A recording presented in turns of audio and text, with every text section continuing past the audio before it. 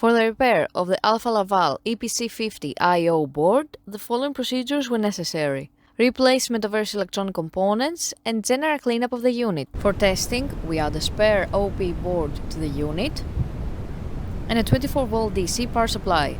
By turning the power supply on, the units react and we can see the message on the OP LCD screen indicating the unit's communication.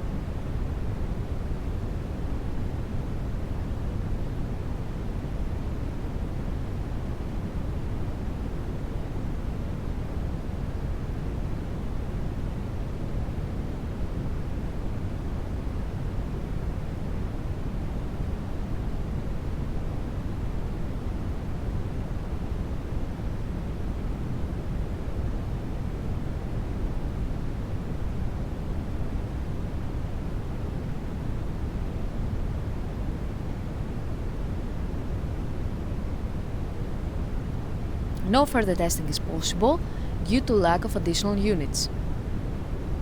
It is now clear that the I/O board is operating successfully and is ready to be delivered to the customer.